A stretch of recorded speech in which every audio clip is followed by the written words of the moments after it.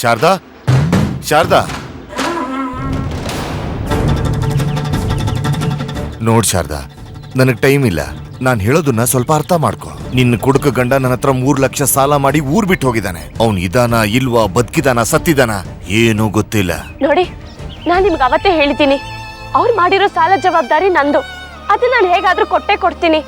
ಏನು ಇದೊಂದ್ ಡೈಲಾಗ್ ಚೆನ್ನಾಗಿ ಹೇಳ್ತೀಯ, ಕೊಡ್ತೀನಿ ಕೊಡ್ತೀನಿ ಅಂತ. ಯಾವಾಗ ಕೊಡ್ತೀಯ?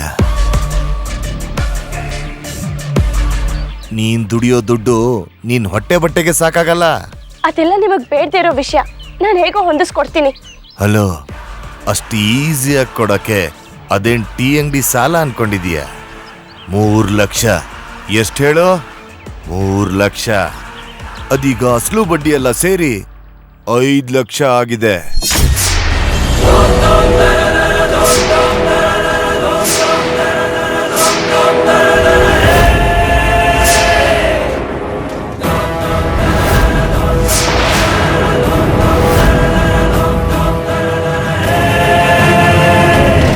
ಏನು, 5 ಲಕ್ಷನಾ? ಹೌದು, 5 ಲಕ್ಷನೇ. ನೀನ್ ನನಗೆ ಬಡ್ಡಿ ಏನ್ ಕೊಡ್ಬೇಡ, ಅಸಲು ಕೊಟ್ರೆ ಸಾಕು. ನಿನ್ನ ಹತ್ರ ಅಷ್ಟು ದುಡ್ಡಿಲ್ಲ ಅಂತ ನಂಗೆ ಚೆನ್ನಾಗಿ ಗೊತ್ತಿದೆ. ನೀನ್ ಕಷ್ಟ ಪಡಬಾರ್ದು ಅಂತಾನೆ ನಾನು ಇಷ್ಟೆಲ್ಲ ಹೇಳ್ತಾ ಇದ್ದೀನಿ. ನೀನು ನಮ್ಮನೆಗ್ ಬಾ, ನಿನ್ನ ರಾಣಿ ರಾಣಿ ತರ ನೋಡ್ಕೋತೀನಿ. ನೀನ್ ಹುಟ್ಟಿರೋದೆ ನನಗೋಸ್ಕರ.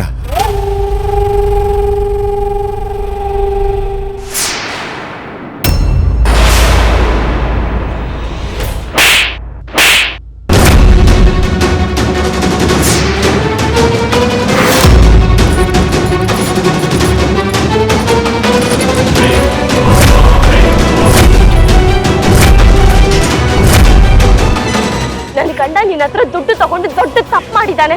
ಏನೋ ಆ ಸಾಲ ನನ್ ಮೇಲಿದೆ ಅನ್ನೋ ಒಂದೇ ಒಂದು ಕಾರಣಕ್ಕೆ ನಿನ್ನ ಇಷ್ಟು ದಿನದಿಂದ ಸಹಿಸ್ಕೊಂಡಿದ್ದೆ.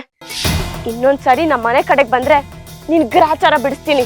ನಿನಗಿಷ್ಟೊಂದು ಕೊಬ್ಬಂತ, ಏನೋ ಒಂಟಿ ಹೆಂಗ್ಸು ಅಂತ ಇಷ್ಟು ದಿನ ಟೈಮ್ ಕೊಟ್ಟೆ. ನಿನಗ್ ದುರಹಂಕಾರ ಜಾಸ್ತಿ ಆಯ್ತು. ಇವತ್ತು ಸಂಜೆ 6 ಗಂಟೆ ಒಳಗೆ ನಿನ್ನ ಗಂಡ ಮಾಡಿರೋ ಸಾಲನ ತೀರಿಸಲೇಬೇಕು. ಕೊಟ್ಟಿಲ್ಲ ಅಂದ್ರೆ ಏನ್ ಮಾಡ್ತೀಯಾ? ಕೊಟ್ಟಿಲ್ಲ ಅಂದ್ರೆ ನಿನಗೇನ್ ಮಾಡ್ಬೇಕು ಅಂತ ನನಗೆ ಗೊತ್ತಿದೆ. ನಿನ್ನ ಮಗಳು ನಿನಗೆ ಬೇಕು ಅಂದ್ರೆ ನೀನ್ ಕೊಟ್ಟೆ ಕೊಡ್ತೀಯ. ಅಲ್ಲಿವರೆಗೂ ಈ ತಿಂಗಳ ಬಡ್ಡಿಗೆ ಈ cycle. Cycle cycle uncle uncle please uncle, ನನ್ನ ಬೆಸ್ಟ್ ಫ್ರೆಂಡ್ ಚಾಲು, ಇವ್ರಿಗೆಲ್ಲೂ ತಗೊಂಡು ಹೋಗ್ಬೇಡಿ.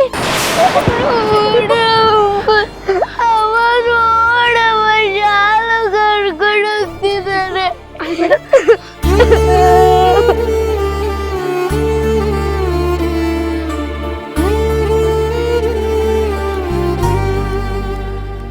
ಸಹನೆ ಎಂಬ ನದಿಯಲಿ ವಿಧಿಯಾಟದ ದೋಣಿಯ ಏರಿ ಕುಳಿತ ಶಾರದೆ ಶಾರದೆ.